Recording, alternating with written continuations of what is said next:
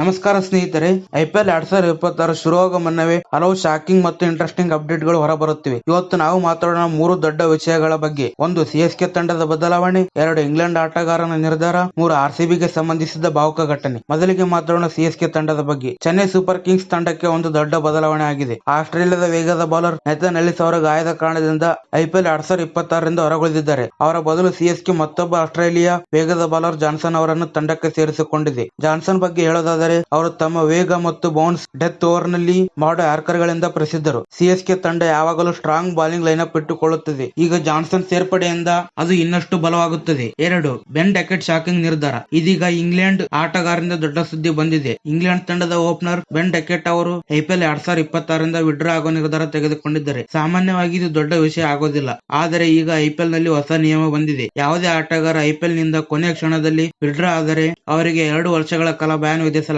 ಅದರ ಪರಿಣಾಮವಾಗಿ ಬೆನ್ ಡೆಕೆಟ್ ಅವರು ಈಗ 2029 ರವರೆಗೂ ಐಪಿಎಲ್ ಆಡಲು ಸಾಧ್ಯವಿಲ್ಲ. ಇದು ಆಟಗಾರರಿಗೆ ಒಂದು ದೊಡ್ಡ ಲೆಸನ್ ಆಗಲಿದೆ. 3. ಆರ್ಸಿಬಿಗೆ ಸಂಬಂಧಿಸಿದ ಭಾವುಕ ಘಟನೆ. ಇದೀಗ ನಾವು ಒಂದು ದುಃಖದ ವಿಷಯ ಬಗ್ಗೆ ಮಾತನಾಡಬೇಕು. 2025 ಜೂನ್ ನಲ್ಲಿ ರಾಯಲ್ ಚಾಲೆಂಜರ್ಸ್ ಬೆಂಗಳೂರು ತಂಡದ ವಿಜಯೋತ್ಸವದ ಸಮಯದಲ್ಲಿ ಭೀಕರ ಗೊಂದಲ ಉಂಟಾಯಿತು. ಭಾರಿ ಜನಸಂದಣಿ ಕಾರಣದಿಂದ ಒಂದು ಕೆಟ್ಟ ಘಟನೆ ಸಂಭವಿಸಿತು. ಆ ಘಟನೆಯಲ್ಲಿ 11 ಜನರು ತಮ್ಮ ಪ್ರಾಣವನ್ನು ಕಳೆದುಕೊಂಡರು. ಈ ಘಟನೆ ಸಂಪೂರ್ಣ ಕ್ರಿಕೆಟ್ ಲೋಕವನ್ನು ಕಂಗೊಳಿಸಿತು. ಈ ದುರಂತದ ನಂತರ ಕೆಸಿ ಕ್ರಿಕೆಟ್ ಮತ್ತು ಆರ್ಸಿಬಿ ತಂಡ ಒಂದು ಭಾವುಕ ನಿರ್ಧಾರ ತೆಗೆದುಕೊಂಡಿದೆ. ಎಂ ಚಿನ್ನಸ್ವಾಮಿ ಸ್ಟೇಡಿಯಂನಲ್ಲಿ 11 ಆಸನಗಳನ್ನು ಶಾಶ್ವತವಾಗಿ ಖಾಲಿ ಇಡಲಾಗುತ್ತದೆ. ಈ ಸೀಟ್ಸ್ ನಲ್ಲಿ ಯಾರು ಕುಳಿತುಕೊಳ್ಳಲ್ಲ. ಅವು ದುರಂತದಲ್ಲಿ ಪ್ರಾಣ ಕಳೆದುಕೊಂಡವರ ಸ್ಮರಣಾರ್ಥಕವಾಗಿ ಉಳಿಯಲಿವೆ. ಒಂದು ಕಡೆ ಹೊಸ ಪ್ಲೇಯರ್ ಗಳ ಎಕ್ಸೈಟ್ಮೆಂಟ್, ಇನ್ನೊಂದು ಕಡೆ ನಿಯಮ ಮತ್ತು ಡಿಸಿಪ್ಲಿನ್, ಮತ್ತೊಂದು ಕಡೆ ನಮ್ಮನ್ನು ಯೋಚನೆ ಮಾಡಿಸುವ ಘಟನೆಗಳು. ಇವೆಲ್ಲ ಸೇರಿ ಐಪಿಎಲ್ 2026 ಇನ್ನಷ್ಟು ಇಂಟ್ರೆಸ್ಟಿಂಗ್ ಆಗಲಿದೆ. ಈ ರೀತಿಯ ಲೇಟೆಸ್ಟ್ ಐಪಿಎಲ್ ಅಪ್ಡೇಟ್ ಗಾಗಿ ನಮ್ಮ ಚಾನೆಲ್ ಅನ್ನು ಫಾಲೋ ಮಾಡಿ, ಲೈಕ್ ಮಾಡಿ, ಶೇರ್ ಮಾಡಿ ಮತ್ತು ನಮ್ಮ ಚಾನೆಲ್ ಅನ್ನು ಸಬ್ಸ್ಕ್ರೈಬ್ ಮಾಡೋದನ್ನ ಮರಿಬೇಡಿ. ಮತ್ತೆ ಸಿಗೋಣ